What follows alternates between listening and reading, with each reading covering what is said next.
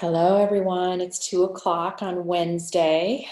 If you're joining us for the first time, if you're returning, or if you're listening to this video or watching it at another time, I want to warmly welcome you. My name is Christine Keisinger, and on behalf of the entire Studio B team, welcome to our series on steadiness.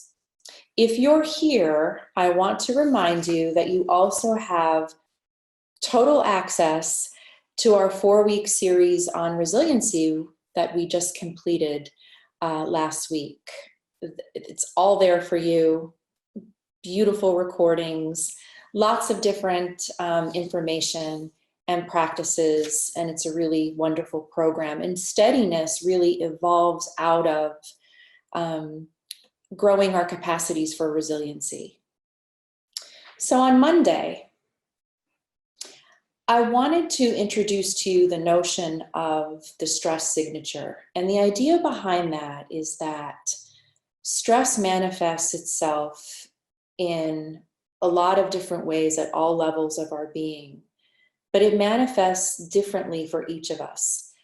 In other words, it's as unique as your own signature or as unique as your own thumbprint. And so we learned a little bit about stress last time. We learned a little bit about the brain and what the brain looks like when it's stressed out. And then we went through these various categories of human experience and the way that stress tends to typically manifest. And my goal really was to have you leave that session sort of with a notepad that you could jot down key signs or qualities of stress as it manifests for you. Why is that important? It's important because step one in coming into a capacity for steadiness is becoming very aware of the state of your own being. And part of that awareness is becoming very aware when you're feeling unsteady, when you're feeling overwhelmed, when you're feeling high degrees of stress. When I started working with the notion of the stress signature, I was working with this at a time in my life when I was completely cut off from my body. And this was a real awakening for me, this ability to understand that my body is always communicating with me. My emotions are really powerful messengers of sorts.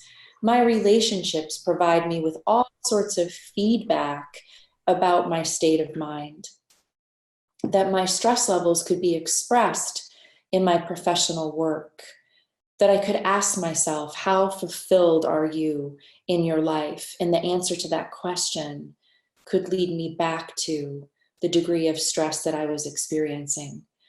So the stress signature is an idea that stayed with me, and I hope that it's been really valuable for you. But I would be remiss if I didn't share something that I thought about since I last saw you, and that's this.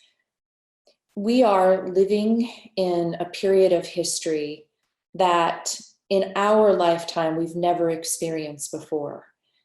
Some would suggest that we've never been in this place ever. And as a result, you might be noticing that your stress is manifesting in ways that you never experienced before. And I'll give you an example from my own life.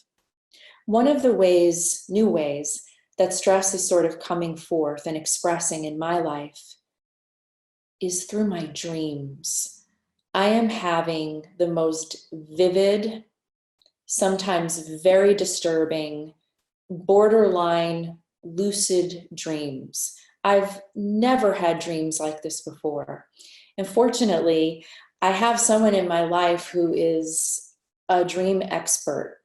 And although she does a little bit of work in terms of dream interpretation, Sharon's work really resides in a very high degree of knowledge of the connection between our neurology and what's happening in the brain, and how what's happening in the brain is getting expressed through our dreams. So she's really helped me to understand that part of the way that my stress is expressing itself right now is through my dream life. And understanding it that way and having that kind of awareness really takes all of the fear out of going to sleep at night, all of the dread out of having these, sort of very bizarre, sometimes psychedelic-like dreams. But that's just a new way that stress is showing up because we are living in a new time. So you might be noticing, yeah, some of the ways that I'm experiencing stress are not typically common of my signature, but it's a new quality of my signature. So in terms of a review, we looked at the physical. I know for me, my number one signal that stress is present is it hits me in my gastrointestinal system. I'm a mess there. I know that cognitively stress is present when dense brain fog settles in and I start to struggle with my short-term memory. Emotionally, stress starts to creep in when I find myself exhibiting what I call catastrophic thinking. In other words, I'm not able to accurately assess crisis, upset, disappointment because it is phenomenally exaggerated and feels very catastrophic. When my mindset is catastrophic, I know that I need to get a grip on my stress level. Relationally, I withdraw. I mean, that's just what I do. So if I'm withdrawing, if you don't hear from me, if I go silent, if I just really, really want to be locked up in a cave, stress is present. Professionally, I know that stress is present and it expresses itself when I really start to doubt my own competency, when I start having doubts about things that I do professionally on a regular basis. I know that stress is present. And then finally, in terms of life fulfillment, my life starts to feel very dull, almost flatlined when I'm experiencing high degrees of stress. So those are the qualities that would be on my list. They are very prominent in my stress signature: gastrointestinal issues, brain fog, feeling emotionally hijacked, catastrophic thinking, relationally disconnected, withdrawn, professionally doubtful of my own competencies, and just sort of this general sense that life feels really dull. It's almost like I can't see color, sort of the color and the vibrancy of life. So if you missed Monday's session, go back and take a look at that video. And as we move through these various categories of who we are as human beings and start to jot down, what are the top qualities that constitute my stress signature?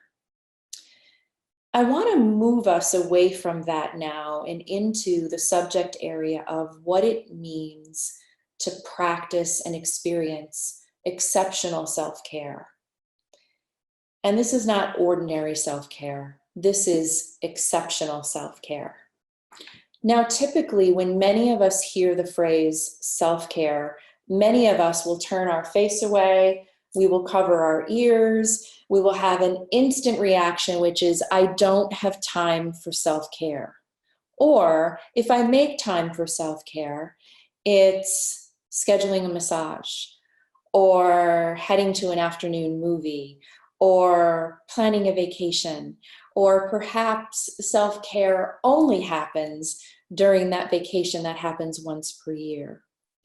In other words, self-care becomes something that is an exception to our schedule as opposed to the rule. I want us to start thinking about self-care differently. I want us to start thinking about what does it mean on a daily basis to step it up so that we can say with all confidence that the way that I care for myself is at an exceptional level. because it's something that I'm committed to. It's something I'm intentional about. It's something that's really important to me and my ability to function at a high level.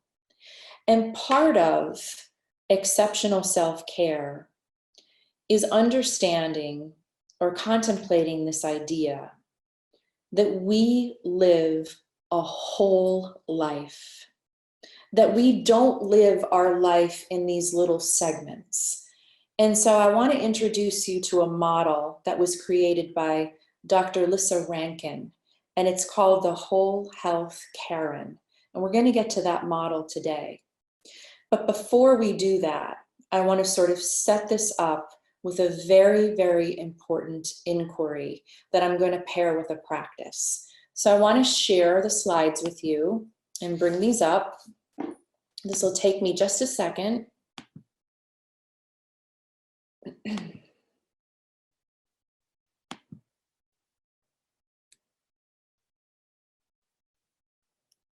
There is no stress in curiosity.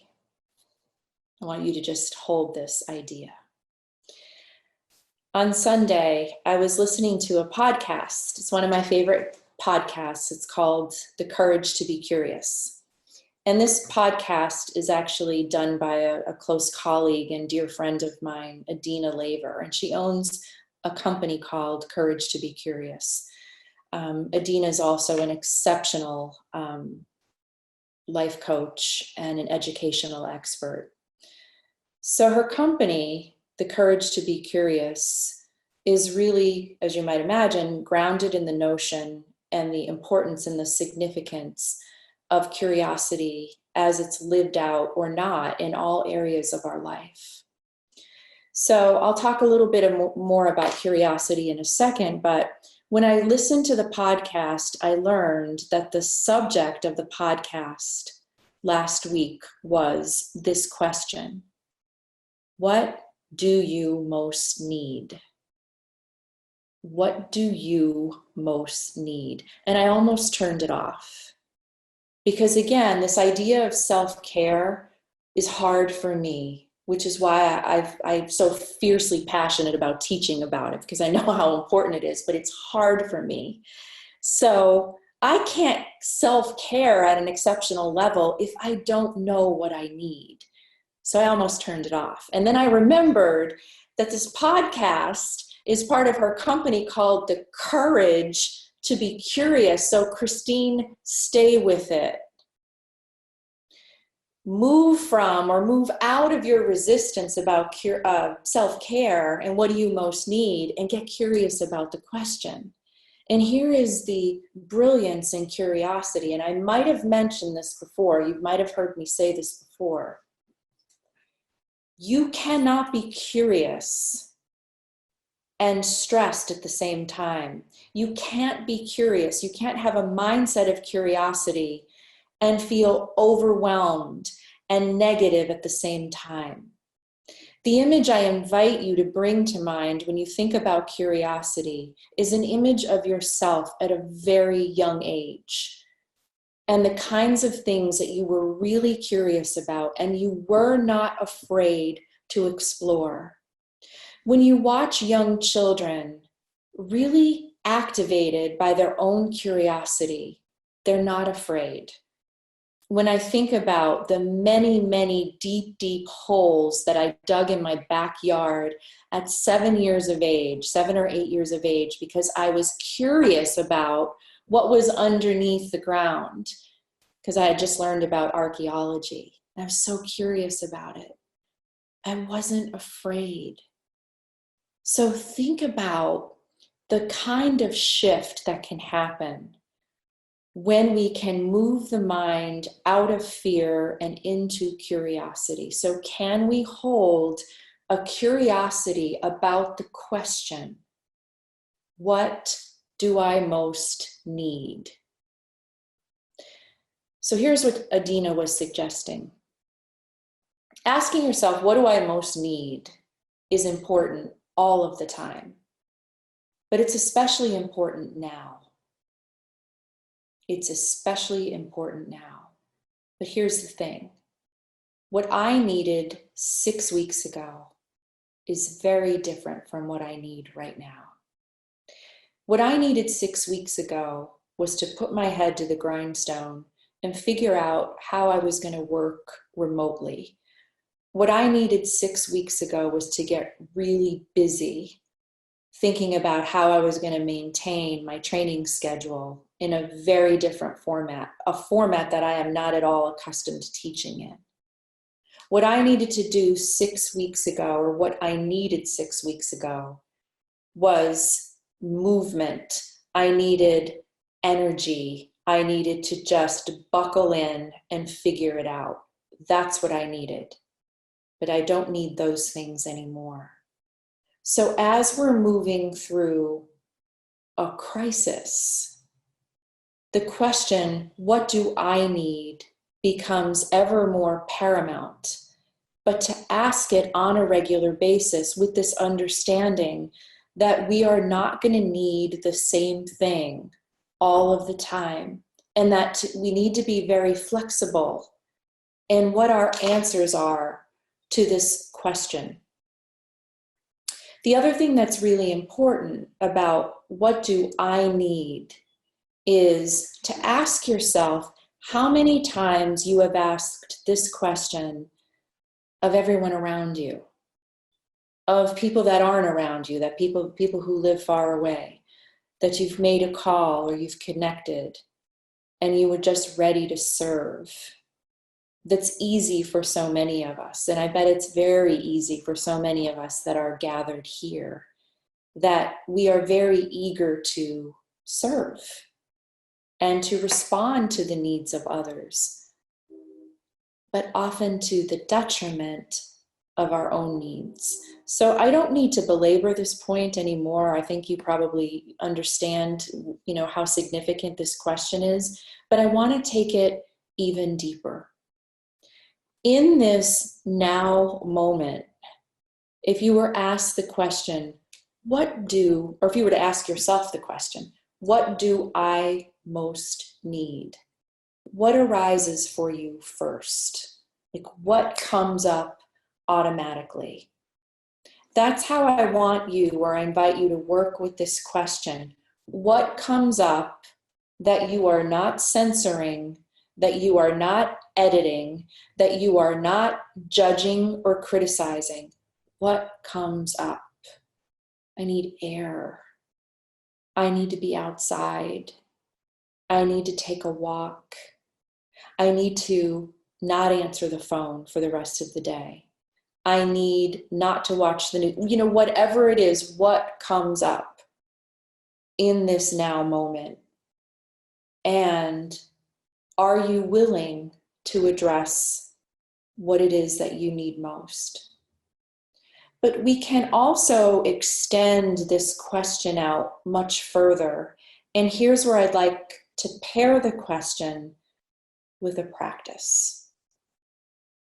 We're going to do this as a contemplative meditation where we're going to sort of drop in and we're going to look at the following areas of your life and sort of bring you into a meditative state and guide you through. And then I'm just going to quietly ask some questions. And the only thing I want you to do is to just notice what arises. Just take note. And if you find yourself jumping on that thing and attaching to it, or if you find yourself resisting it, if you find yourself getting critical about it, just sort of create some space, sort of as if you're inside of yourself in your own mind as an observer. You're hearing the questions and you're just noticing what's coming up, and allow whatever comes up to come up or to come through from that part of yourself that really does know, that really, really does know what you need. So I'll be asking what it is that you need physically, emotionally, relationally. What do you need in terms of leisure, lightness, joy, fun? What do you need to activate or inspire creativity, And what do you need professionally in terms of your life purpose, your meaning, or whatever work that you're currently doing in the world? So those are the categories we're going to be going through, okay? So as always, you have an invitation to experience this guided meditation either from a seated position or lying down. So I want to give you a few moments to either come into your seat or to come into a restful position, supported by the floor or a sofa or whatever it is. As always, if you're in a seated position, please allow the feet to rest comfortably against the floor, or they might be folded beneath you. Allowing the hands to rest comfortably, softly on your thighs. And whether you're seated or lying down, please take the awareness to that breath.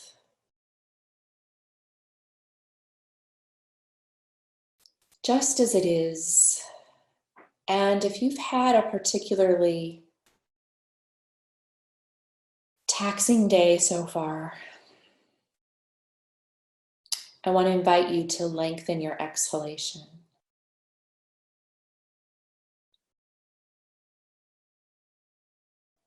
And knowing that that very simple shift in the breath, the lengthening of the exhalation, helps us to shift into that sympathetic nervous system and into calm.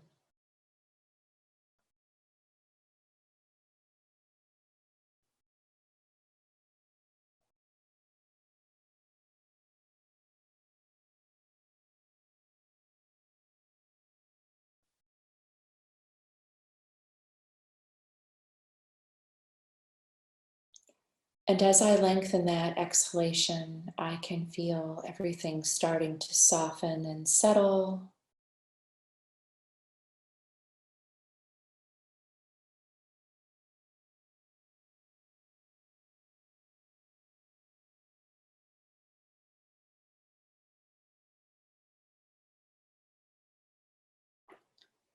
As we create space in both the mind and the heart to hold the question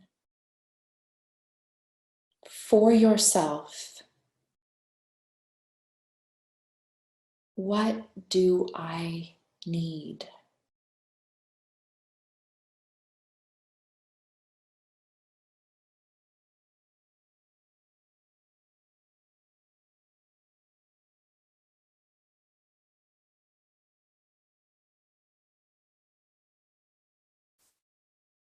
What do I need physically?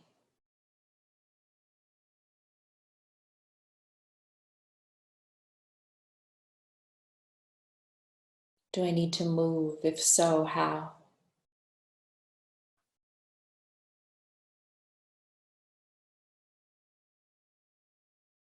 Do I need more sleep or rest?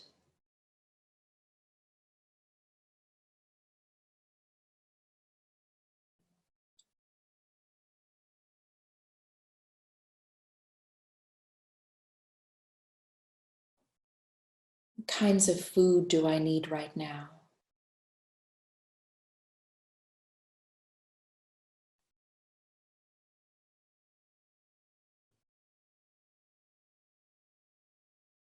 What sorts of beverages right now?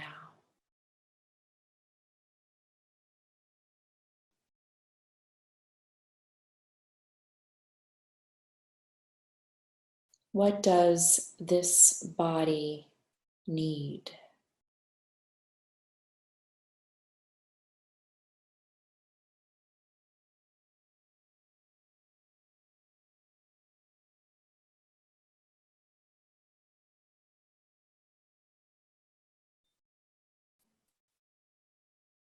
What do I need emotionally?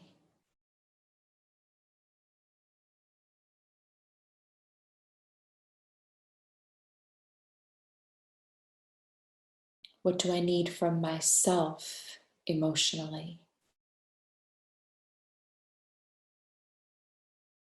from others.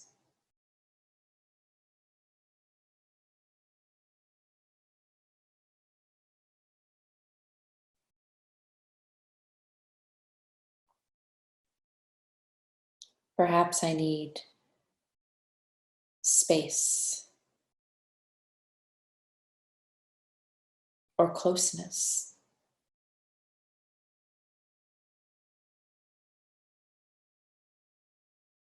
Support.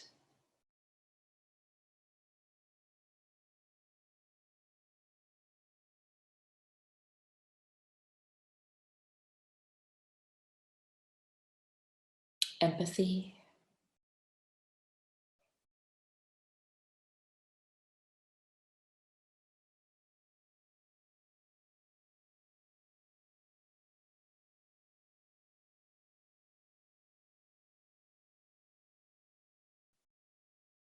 If that emotional piece of who I am could speak, what does it need right now?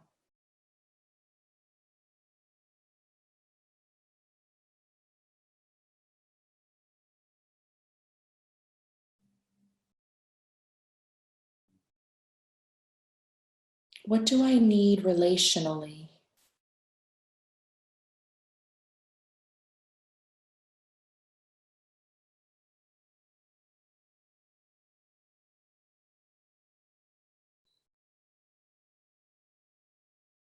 What does that part of me that very much needs my relationships, what does it need? What does it need from those relationships?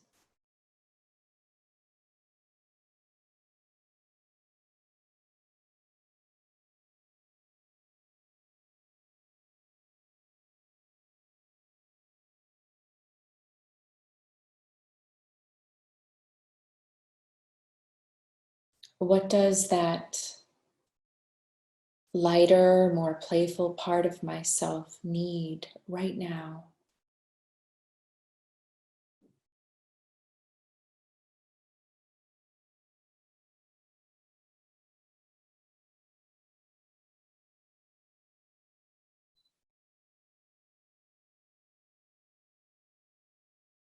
Maybe it's laughter, hard play, mental play, nature.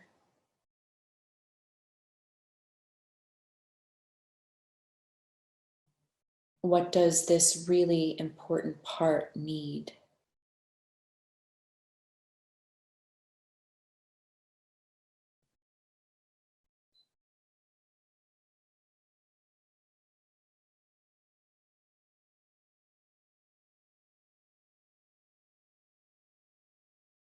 What do I need in terms of the work that I do in the world, the way that I serve?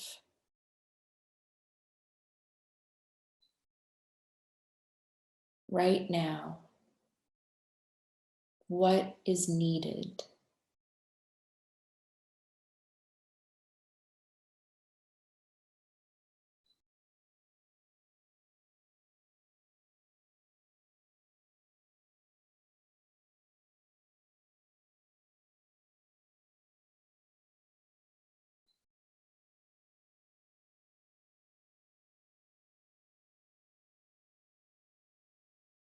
And just holding whatever has arisen.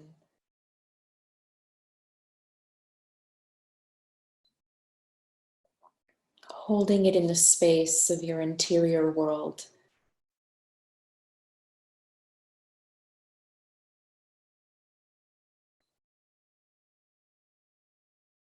With a great deal of kindness. Because so much wisdom was just revealed to you now around this question. What do I need?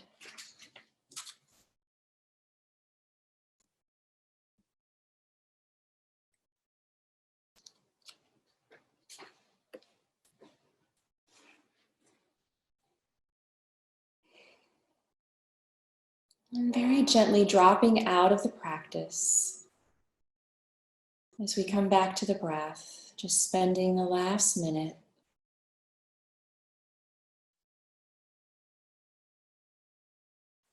enjoying whatever solitude or quiet might be present.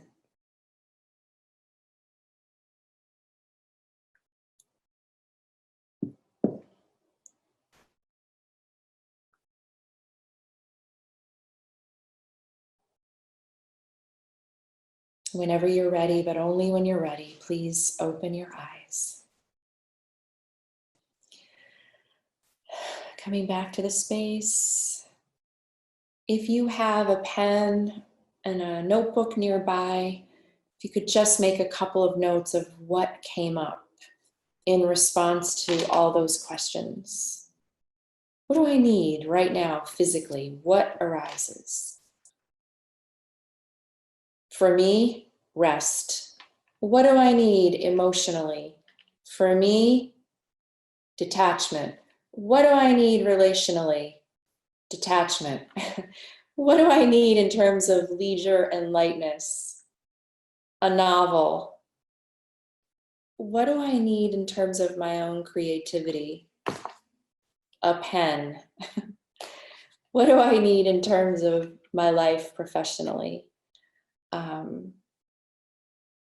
Really nothing. I feel like those needs are met. But even as I work through this with you, those are the things that just come up. And just, I let them come up. I'm not questioning them. I'm not judging them. I'm not badgering myself for what came up. That is what came up. And so then the other question is, can I meet those needs? Can I give myself permission to meet those needs? So when we hold a mindset of curiosity and fear do not occupy the same mindset. We can hold the spirit of curiosity and simultaneously ask the question, what do I need? Then that question isn't so scary or doesn't feel selfish or doesn't feel like something we're going to turn away from or close our ears to. So I'm really glad that that podcast was brought into my awareness because it really, really sets up the heart of today's lesson, which is an introduction to Lissa Rankin's model, the Whole Health Karen. So as I mentioned, this model comes from the work of Dr. Lissa Rankin. She's most famous, she's written several books, but her most famous book is called Mind Over Medicine. And it was published in 2012, and the Whole Health Karen came out of that work.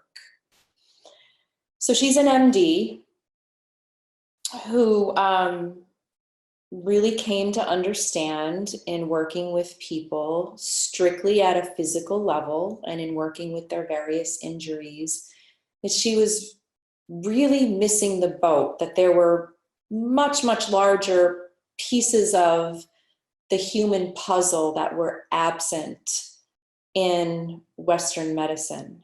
And she started to see and to desire a more integrated approach to the way that she was treating her patients. And so she begins to offer us a glimpse into what she calls whole health.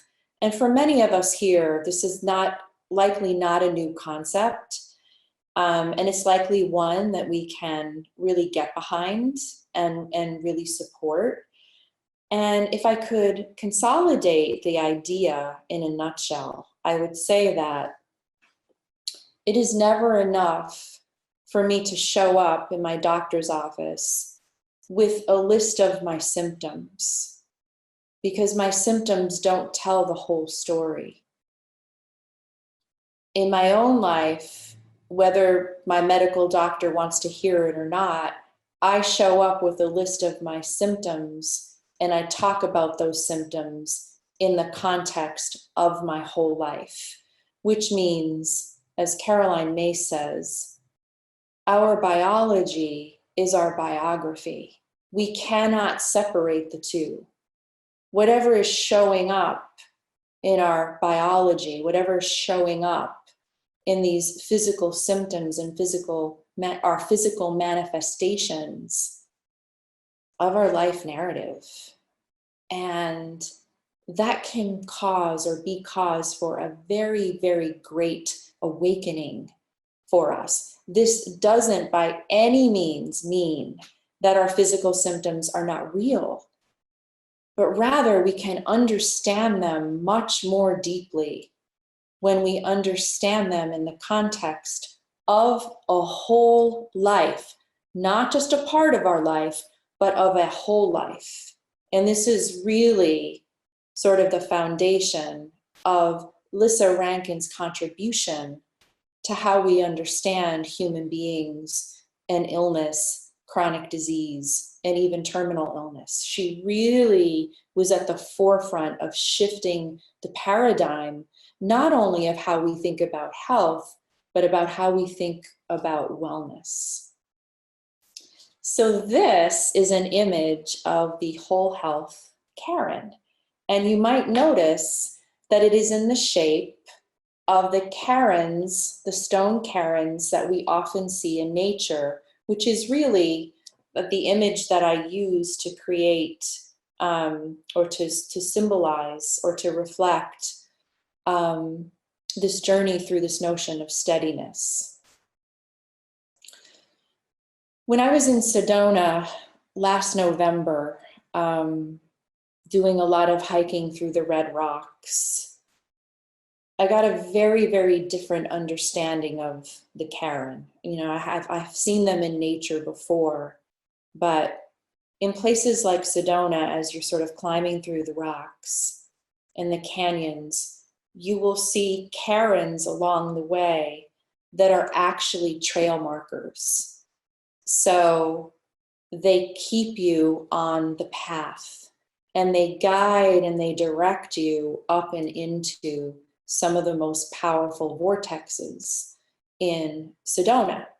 So I always thought about the Karen as a representation of balance and steadiness, because we know that if they're built properly, and if you've ever seen one built near water, we know that if they're built properly, the balance is such that they are strong enough that they can withstand rushing, gushing water. They can withstand winds and storms. It's difficult for nature to topple a Karen, but pull one of the rocks out, pull one of the stones out, and everything falls apart.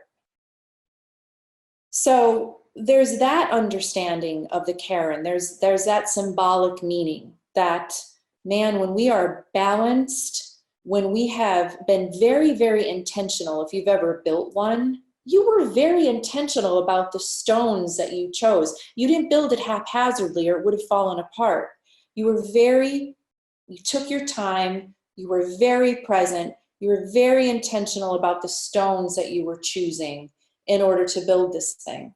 And, you know, when you started to see that it was teetering, you made a different kind of choice. So the Karen symbolically has so much to teach us about what can happen when we are intentional and when we are present and when we are very conscious about the way that we're building our life. Because when I'm that intentional and conscious and I work to build balance, then I can count on strength. And then the gushing, rushing waters can come and natural elements and storms can rage around me. And that Karen, my life is going to stay solid. It might take a little bit of a beating, but it's going to not topple. So there's that way of thinking about the Karen. And then there's the way that I started to think about it in Sedona as these like guides along the way. And if I'm intentional and I start to see my life as the Karen, I can also see that the path of my life can be lit up, or can have these little markers along the way that tell me you're on the right path. But what is it that tells us, that shows us, that speaks to us, that says you're on the right path? It's the bottom stone. And this is the way that Lissa Rankin transforms the way that we think about whole health. Look at the bottom stone. I don't care for the term inner pilot light. This is the term that she uses to describe the bottom stone. For some people, it really works. It didn't work for me. What works for me is the word intuition, gut instinct. For some people, especially children, when I talk about this foundational stone, because the foundational stone is the most important stone of the Karen. If you're building one, you're really pausing. You're not just haphazardly choosing the foundational stone. So one of the ways you can describe that foundational stone to a child, that's your inner GPS system, if they know what a GPS system is. Sometimes this works for me because I think about all the times in my life when I just didn't listen to the GPS. And especially when GPS systems were really new, and I would drive around and I'd put the GPS on, but I'd also have my MapQuest directions in my lap. So I'm looking at the MapQuest and I'm listening to the GPS, and I'm, not trusting where the GPS is taking me. And unless it was some extreme circumstance and some major detour or problem or accident that the GPS didn't know about, I never ever got to where I wanted to be. So inner pilot light, inner GPS system, inner guidance, intuition, instinct, whatever you want to call it, is that knowing that is foundational. Remember, she's a medical doctor, that she believes is absolutely foundational to our health at all levels of our being. And she suggests that in most models of whole health, physical health is at the bottom. There's this idea that my grandmother always used to say this: if you don't have your health, you don't have anything. If you don't have your physical health, all of these other aspects of who you are disrupted in some way. There's some truth in that. But Lissa Rankin is saying, no, let's look at this a little more deeply. If you don't have access to your own intuition, to your own gut instinct, your physical health will be impacted. And all of these other things will be impacted. So our health resides in our intuition, gut, instinct, our deepest knowing, whatever you want to call it. On Monday, I want to talk to you about how we prepare the mind for intuition. In other words, where does intuition live in the brain? We're going to look at that. We're also going to look at what is the brain-gut connection, because it's really important to intuition. And what can we do to prepare or train the mind to have more access or better access to that foundational stone?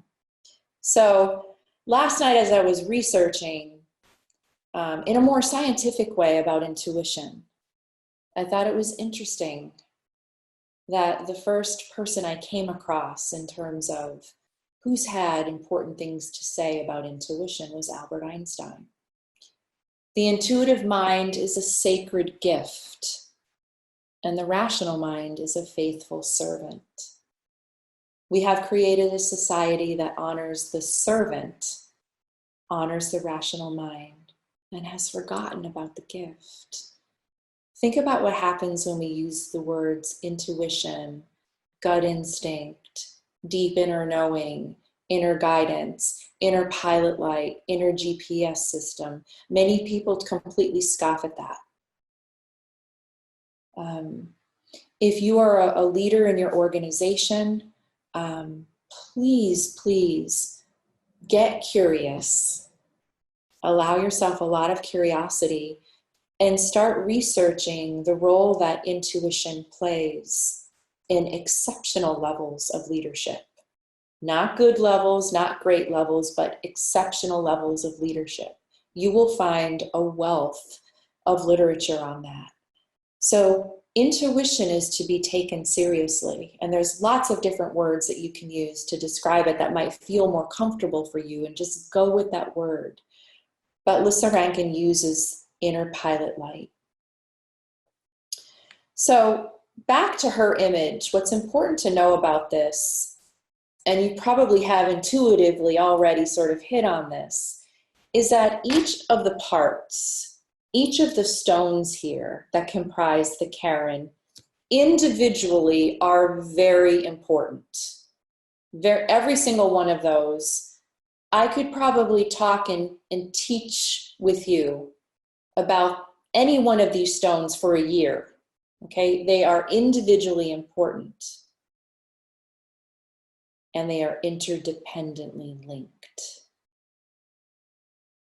Think about what happens to the Karen if one of the stones is somehow shifted even just a little bit, or it's a little bit battered and bruised. In other words, a change in just one small part of the Karen will affect the whole thing. Just like a shift in my emotional state can and does have an impact on my biology, on my relationships, in the work that I do in the world. We want to begin thinking systematically about my life, your life, as an entire system of really important parts that are interdependently linked. And each and every one of these parts needs tending. So when we look at the Karen, we can think, oh God, I'm not even coming back next week to this class because I don't have time to give attention to all of these aspects of the Karen. And we could probably build this out even further. These are just sort of the parts of a whole life that she identified. Many of them we talked about already, but we're going to get a little bit deeper into these on Monday. But they all need tending.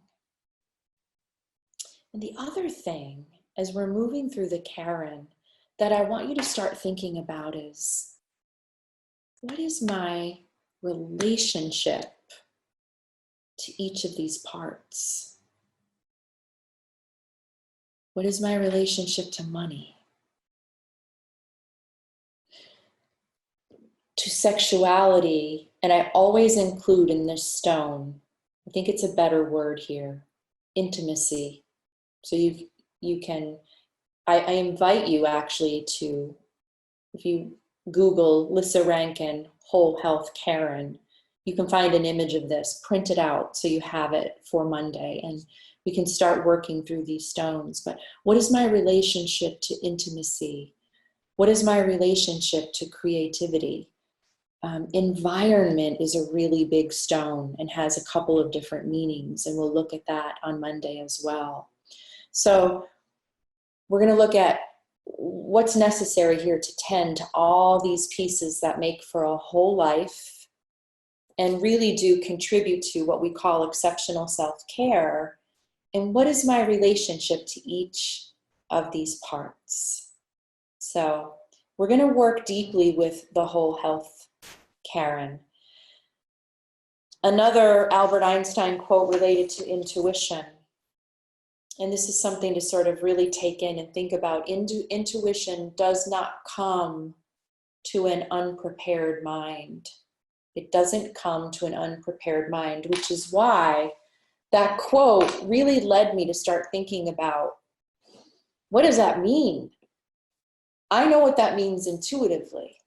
I know that when my mind is chaos and clutter and crazy, I do not have access to my own intuition. I'm completely cut off from it.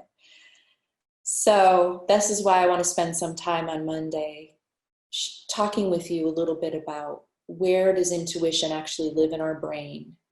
And again, it does have a connection, a really important connection, to what is known as the gut brain, the brain that resides in the gut. And then what can we do? What sorts of things can we do to have easier accessibility to our own intuition? And it's not going to surprise you that mindfulness and our mindfulness-based practices play a really, really important role in helping us to prepare the mind for intuition. Okay, so I want to end here. So we're going to end a little bit early today. And I want to end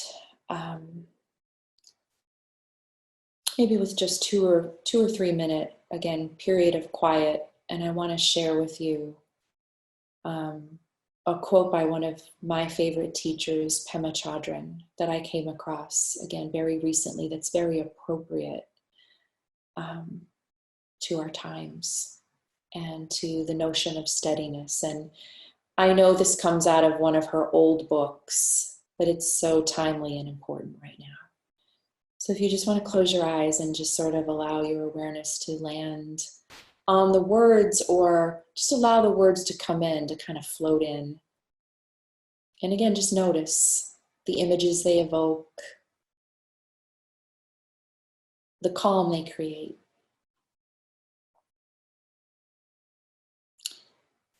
Pema Chodron writes, "Things falling apart is a kind of testing and also a kind of healing. We think that the point is to pass the test or to overcome the problem. But the truth is that they don't really get solved. They come together and they fall apart. They come together and they fall apart. They come together and they fall apart. And it is just like that. The healing comes. The healing comes from allowing room for it all. Allowing room for all of this to happen. Room for the grief. Room for the relief. Room for the misery. Room for the joy.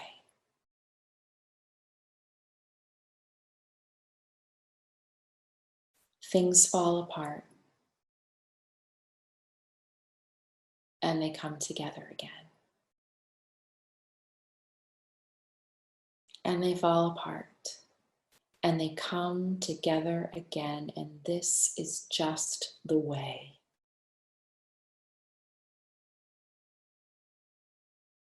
Can you allow? Make space for it all.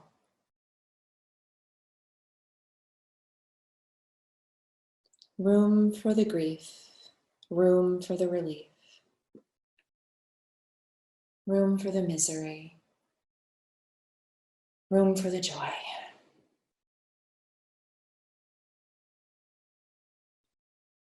All of it.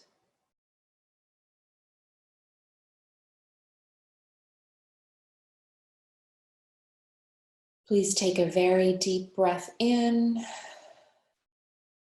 and a very deep breath out.